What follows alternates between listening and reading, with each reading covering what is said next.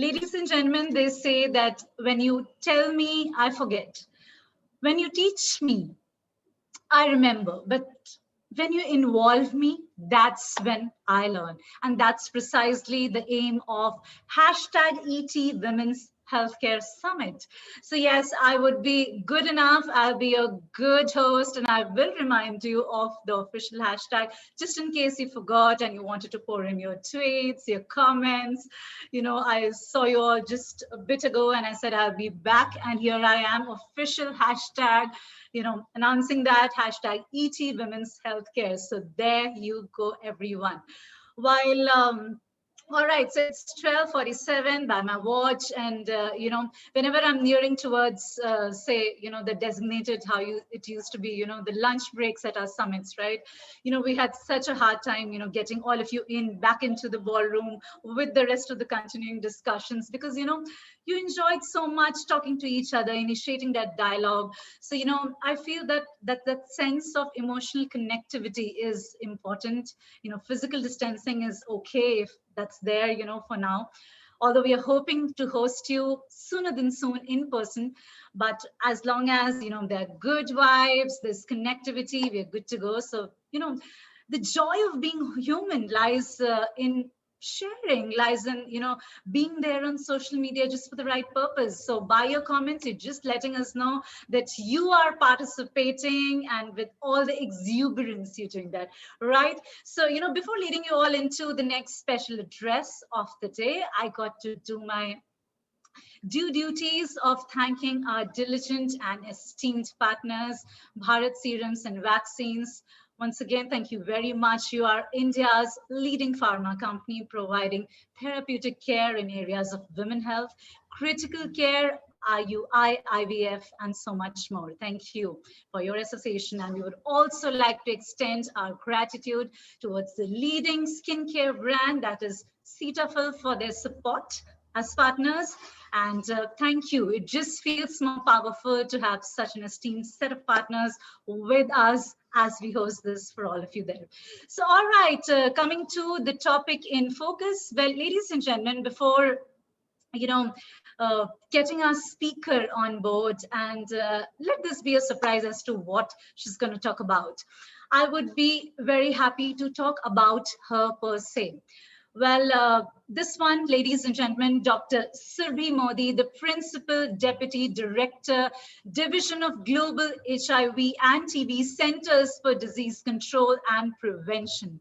Well, if I talk about Dr. Modi, she's a commander in the Commissioned Corps of the United States Public Health Service. Well, in her work in the DGHT, Commander Modi has been committed to closing those gaps towards HIV and TB control for pregnant and breastfeeding women and children. Well, I have to say that accelerating children's HIV and AIDS treatment initiative and doubling, yes, ladies and gentlemen, doubling the number of children and adolescents, receiving that life-saving treatment by the end of 2 years, I think that just deserves the right kind of round of applauses, ladies and gentlemen. So definitely this is something that's commendable, and here's hence looking forward, to her session as well. I have to tell you that Commander Modi earned her Master of Public Health degree in International Health Policy from the George Washington University and completed her MD and Preventive Medicine residency training at Emory University's School of Medicine. Well, it was very fascinating yesterday when I was reading about her, that in her free time, she enjoys gardening, she enjoys those long walks, hikes with her dog, and landscape photography. Well, yes, I can't wait to get her onto the stage. Yes, for all of you, as long as we're connected, even if it means virtually, our speakers all set to talk to you. Let's welcome Dr. Surbhi Modi with a good round of cheer, everyone. Hello, everyone. My name is Dr. Surbhi Modi, and I'm the Principal Deputy Director for the Division of Global HIV and Tuberculosis at the U.S. Centers for Disease Control and Prevention, or CDC. Today, I'm so excited to join you to discuss the lessons that we've learned from our experience with global HIV and TB programs to ensure optimal healthcare access for women. To start, I'd like to describe the work that my colleagues and I are doing. As you know, CDC is the public health agency for the United States. We also support ministries of health around the world. Our agency plays an essential role in tackling two of the world's deadliest infections, tuberculosis or TB and HIV, in more than 45 countries and regions. CDC is a key implementing partner of the US President's Emergency Plan for AIDS Relief, known as PEPFAR, and a global implementer of TB research and programs. CDC relies on evidence-based, data-driven strategies, which are derived from robust scientific, behavioral, and operational research. Our work extends from scientific discovery to on-the-ground program implementation. In 2020, as part of PEPFAR, CDC supported more than 10 million men, women, and children on life-saving antiretroviral treatment. This is more than 1/3 of all people on HIV treatment worldwide. CDC also screened over 8 million people living with HIV for signs and symptoms of TB disease. We also provided more than 480,000 pregnant and breastfeeding mothers with treatment to prevent transmission of HIV to their child. These numbers give you a sense of the scale and scope of CDC's impact in addressing HIV and TB worldwide. Globally, we've made progress in the fight for HIV epidemic control. These slides show you that the annual number of new infections among women and girls fell by 27% between 2010 and 2019. And there were 46% fewer deaths due to AIDS-related illnesses among women and girls in the same time period. Despite significant gains over the past decade, more than 19 million women are living with HIV today, and more than 700,000 women are newly infected each year. Overall, about half of all people living with HIV are women, but as you can see in this slide, the burden and distribution varies greatly by region, with the largest burden in sub-Saharan Africa, followed by Asia and the Pacific. Adolescent girls and young women in sub-Saharan Africa are particularly affected by HIV. And although they are only 10% of the population, adolescent girls and young women account for 1 in 4 of 25% of new HIV infections. Young women aged 15 to 24 years are also twice as likely to be living with HIV than men. Moving to TB, we can see that despite being preventable and treatable, it is a leading infectious disease killer, taking the lives of 1.6 million people each year. Annually, there are more than 3 million women who become sick with TB disease, and more than 400,000 women die from TB every year. TB's impact on pregnant women needs special attention, as TB in mothers results in a more than 6-fold increase in infant deaths. And in pregnant women who have both TB and HIV, there's almost a 400% increase in maternal and infant mortality. Gender inequality and unequal gender norms create unique challenges for women and girls. Fewer educational opportunities, economic insecurity, and greater responsibility for unpaid domestic work and caregiving tasks all put women at an elevated risk for HIV, violence, and unintended pregnancy, while also limiting their ability to make decisions about their own health care. More than 1/3 of women have experienced physical or sexual violence in their lifetimes, and violence against women is both a cause and consequence of HIV. Despite the challenges that I've described for women's health outcomes, we also see that women's access to HIV testing and treatment is higher than for men. CDC has conducted population-based surveys to measure progress with HIV epidemic control in 14 countries. And on this slide, I'm showing you data from 9 of these countries, where we can see the HIV clinical cascade for men in blue and for women in the shades of red. And what you'll see is that there's greater progress for women across all countries and indicators. This is partly thought to be due to women being more likely to access health services around the time of pregnancy, where they would be receiving HIV testing routinely. And so as a result of this, they are more likely than men to know their HIV status, to be on HIV treatment if they're positive, and to be HIV virally suppressed.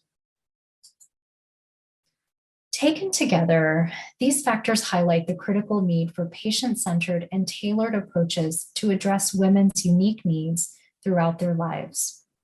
Women, including pregnant women, need to be represented in studies and clinical trials, empowered to take control of their own health, and to have their perspectives incorporated when ministries of health and countries are developing policies that influence health outcomes.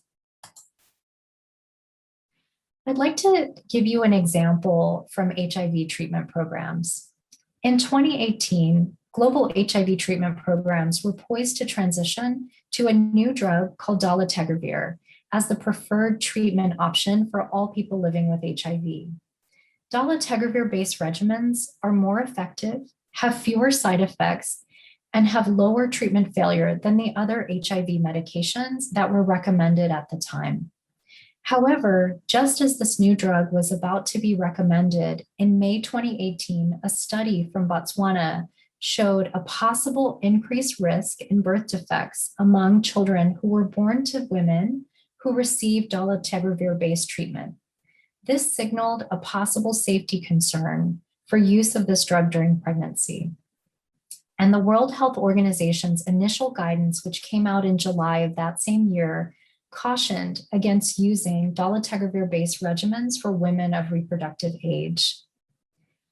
When this potential association was identified, the risks of possible adverse outcomes for infants exposed to dolutegravir became a major focus of HIV policy discussions.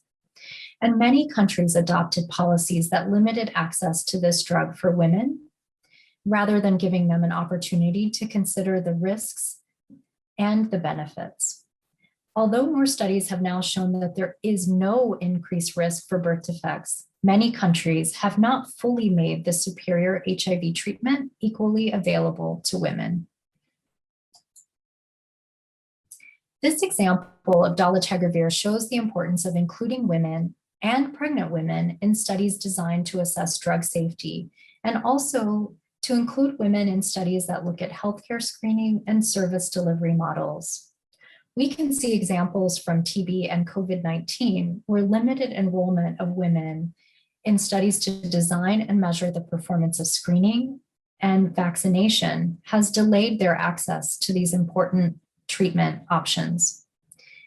To really address women's health needs, they must be included from the outset of all planning. Additionally, building strong data systems and advocating for policy change are critical components of healthcare access for women. Ensuring that data systems measure healthcare access and outcomes for women with disaggregated data by age group will help to improve the quality of healthcare and services that women receive. Regular use of data at all levels, from the clinical site to the regional level and at the national and global levels, allows individuals, organizations, and nations to identify gaps and find solutions rapidly. These data can then be used to drive policies that support effective health programs for women, including addressing some of the challenges I've mentioned, like stigma and discrimination, gender-based violence, and also expanding access to important healthcare services. These policies also ensure that women are offered tailored, patient-centered services as they're needed throughout their lives. On this slide, I would like to describe a few of the client-centered approaches that empower women and girls to take charge of their health. CDC has used these two models in multiple countries to directly engage adolescent girls and women in providing feedback through the community scorecard approach and actively focusing on healthcare goals as part of Operation 000. In programs like these, we've seen that empowering women and girls to take charge of their own health improves HIV clinical outcomes for both themselves and for their families, and also leads to general better overall well-being. In our HIV and TB programs, we've seen that women also transition in and out of multiple healthcare service delivery points throughout their lives. Client-centered services are key to make sure that they're not lost when these transitions happen.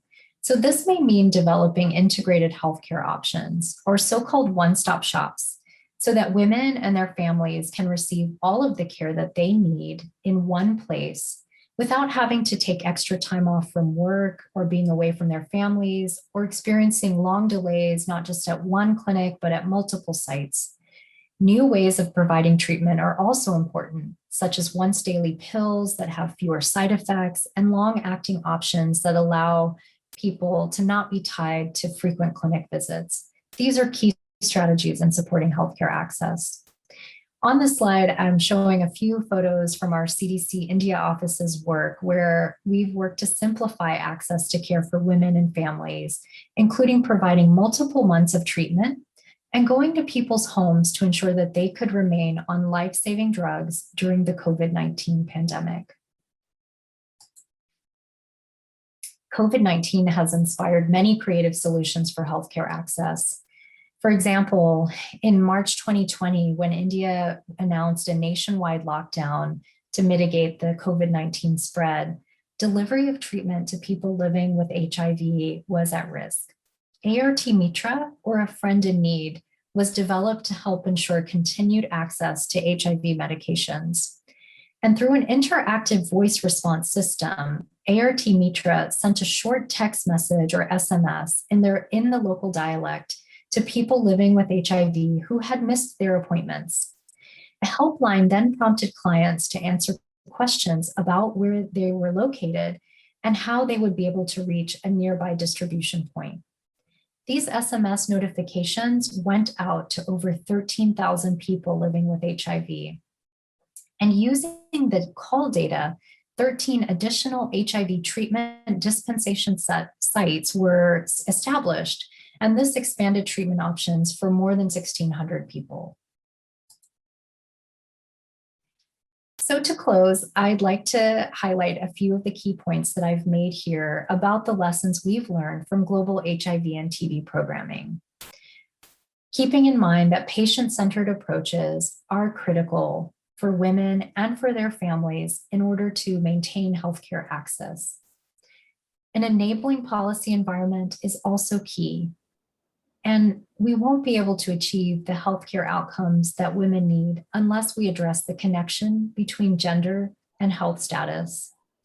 And finally, ensuring that there are robust data systems and robust use of that data so that we can translate into improved healthcare quality and healthcare outcomes for all. Thank you all for your time and attention today. Thank you very much, Dr. Modi, for talking to us and also walking the talk that you just talked. Thank you. So with that, ladies and gentlemen, we are absolutely on our marks to lend our ears to a doctor's perspective. It wouldn't be just a doctor's perspective, but we've got two eminent doctors who are waiting backstage to talk to you. I will get them introduced one by one, and you all are absolutely free to heartily welcome them. Just stay tuned. I will be right back after patching them up.